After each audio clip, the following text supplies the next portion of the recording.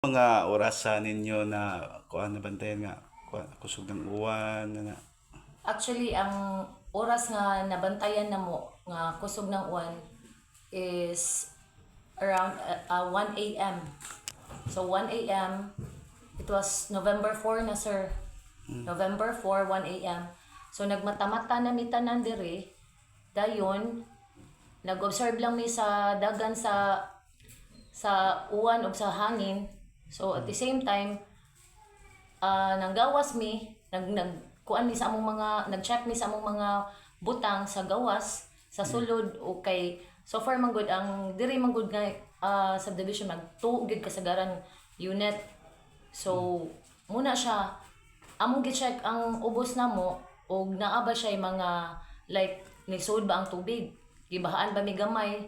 So pag check namo diri so far dili kay siya grabe nga nisud ang tubig. So nanggawas mi, paggawas namo ang nabantayan namo ang hangin sige lang gyapon siya attack, but dili siya kusog jud siya nga like Odette the last other year. So ang nahitabo ang among mga gamit among gi-check og asa ng lupad, ang limpyo mi sa mga katag-katag.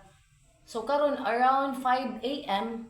ang nahitabo is nagdinaganay na ang uban nga lumulupyo diring sa Azalea. Nahibong nami. So pag ingon nila na alarm kami kay niingon sila nga ang tubig daw gikan sa phase 1 ni bulog na daw padung diri, nagdagan na. So ako nga naka-experience before sa 2011 dito sa Villa Lara, may kutkot gihapon. I mean boundary sa kutkot ug Hubay. So na-alarm ko nga hala murag inani man jud to sa una. So karon gi-check na ko ang diha sa parel, dako jud ang tubig. So nibalik ko sa agi, ang mga silingan nagdinaganay na, ang mga sakyanan naglumba na sila og panggawas. Mo try sila panggawas but na-stuck sila sa gate kay traffic naman siya. Nag-abot tayo ang tanang sakyanan. So ang gibuhat na lang namo wala na mi choice nga mo lakaw or mo balhin. Ang among gibuhat, sir, is giabli na mo diri, dayon gisaka na mo ang mga butang nga gaan nga para na mo sa yun niya, which is ako wala ko'y kauban nga laki, akong mga anak ra diri gagmay pa. So nisaka ko sa taas. Ang among gibuhat is ang mga empty bottle sa katong mineral water muy akong gitagsa nila, tagsami kay I know naagi siya posibilidad nga motaas pagayong tubig kay dako man jud kay tubig, sir, nga nagduong. So ang gibuhat namo didto na mi sa taas, kusog naman jud kay tubig, ang mga sakyanan gipang-anod naman, gi-flush out naman siya tanan. So karon ang hitabo, sir, is nagsaka ang tubig, nagsaka. So ang atol pag dito, sir, is high tide. Nanawag ko og rescue, nag-post na ko kay while kanang napagay siya signal to communicate mga rescuer sa liluan or kinsa pa nga ma-contact na ko. So ang nahitabo is wala na siya na post, but ang tibok liluan na alarma sad kay nakita daw nila na naka-video nga nagdagan ang tubig, lunok na gid siya. So nagpasaka ang tubig, nagpasaka. So ang mga rescuer gibuhat nila tanan nga makasud, pero dili na gid sila makasud, sir, kay grabe ang traffic, ang tubig taas na kaayo, dili sila kasud. So mo na naghuwat na lang gid mi until nga mahitabo nga mo kanang low tide ba, then mo hubas ang kanang tubig, mo among giampo. So nag-prepare na mi at the same time nga galon. So akong mga anak ako nang gi-briefing langoy kuptan ang galon. So inana gali ang nahitabo. So kanang di ka imagine ba sa kataas sa tubig nya, pag human nagpasalamat bis Ginoo na kanang sa experience mo ba abi na mo sa TV lang siya mahitabo. So dili di ay sa mga balita kami naka-experience kami tanan diri.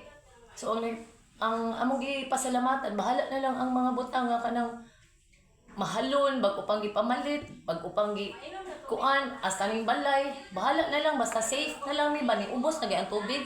So pag diri na sa tubig naglinanguyay na mi kay ang ako na sang kuyawan dili ba ani maabli og napay tubig. So gi-clear na mo tanan diri. Gi-clear niya ako wala ba jud ko'y lalaki nga kauban nga dako. So gi-clear na ako diri, gipang-clear na mo. Ang butang nga kanang magamit pa pero wala na gyud, wala gyud ma-save tanan. Tanan nga mga butang wala. Plato tanan nang lutaw gid siya. So karon ang nahitabo is lisod kay meron sa water supply nga wala ni kuryente. Of course wala mo gitay kuryente, expected naman na. Munang nagamit mig kandila until now ang uban nga part sa liluan daw nanay siga. So ang amo karong gibuhat is wala man jud may ikapalit og mga like pareha ng solar kay wala lagi man expect nga ana mo shutdown tanan nga kuan dili may makakontak or kisay pangayoan na magtabang nga ang mga kaliwat sad nga gusto mo tabang lisod sad kay tungod sa traffic dili sila kadali-dali kay almost pila ka hours ang travel makasud lang sila diri so lisod sad siya sudlon sir ug dili ka magkamang diha sa lapok kay grabe gid ang lapok nga naka stuck na tanang sakyanan diha nga wala pa mathaw sa kanang kisay mo lihok anang butanga pahina so ang nahitabo karon is for the meantime nga wala pa may ika-provide sa kuan kanilang sa among gigamit so muna siya nga ang among nadawat karon nga mga ayuda nagpasalamat mi kay nay ni hatag og mainom nga tubig dahil nay mga bombero ni hatag sad namo og tubig nga although dili siya mainom but magamit siya sa pang flushing diri sa kanang sa mga lapok kay dili man gud mi comfortable nga musod or maglihok-lihok wala pa mi gamit wala pa mi malutuan wala pa tanan so ang amuha mga biscuit ang gikaon unya lisod jud ang tubig mainom lisod sad ang tubig nga panghugas sa plato so karon gali nagplano mi kay nagiingon nga naa daw mo free hatag tambal pero wala mi kabaw og asa na mo dangpo ng bahina or dapita nga maingon ka nga free nga tambal sa leptospirosis kay prone ba mi diri sa leptospirosis kay of course ang kanal nya lapok sige mig taak-taak every day so karon nagpasalamat mi sa mga nagsupply na mog tubig karon nga bisag ginagmay lang tag 6 liters ana per og imog yung sumatotal nga huna-hunaon dili gid siya enough for one day like in any family dili gid siya nya karon magkuan lang ni ginagmay lang nga tagtilaw kay careful gid sa kandila kay humana mi sa baha uyawan man sad mi sa sunog so maog daw gyud so mo na siya nga akong hangyo is unta ba ka nang buhatan nilag aksyon especially sad sa pagkaon wala gyud ka nang ingon na ang hatag og donasyon nga bugas wala ko kabaw di ko ka judge ana sa mga LGUs mga government officials og about regarding unsay mga action nga ilang gibuhat karon so ang ako lang panawagan is unta maabot na sad ta namo diri kay need kay namo mainom nga tubig pagkaon then hopefully matabangan sad may regarding sa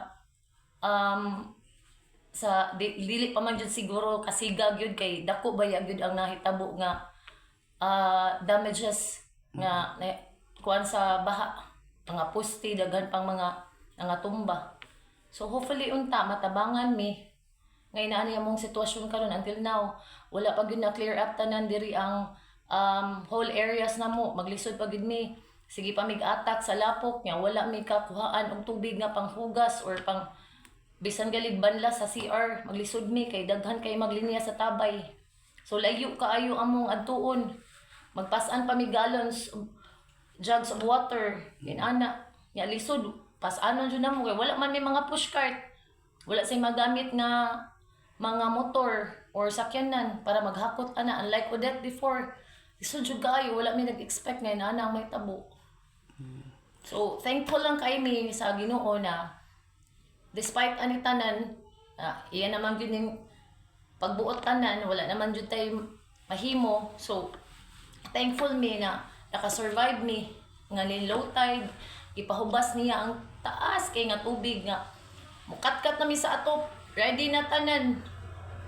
As in nga, Makaingon jud ka nga, Lord, ikaw na lang di bahala sa tanan nga abi jud nako og sa salida lang ni dili gyud ay lalim ug ikaw gyud maatlan mo or makuan sa panghitabo. So man na siya, sir.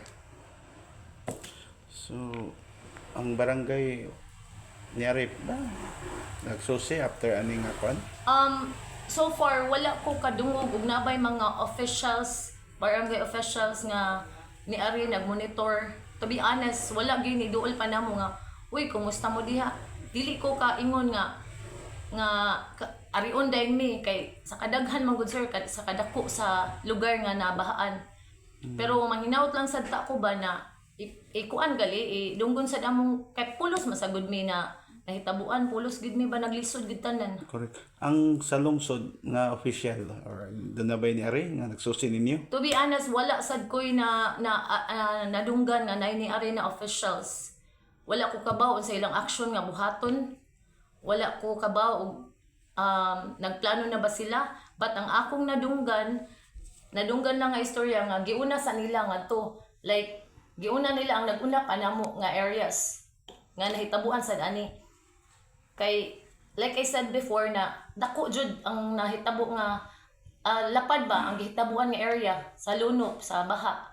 So wala ko kabaw mo nang ang ako manghinaot ko nga maapil na sad ta mi nga inana ba matabangan mi kay mao naman ni ang nahitabo.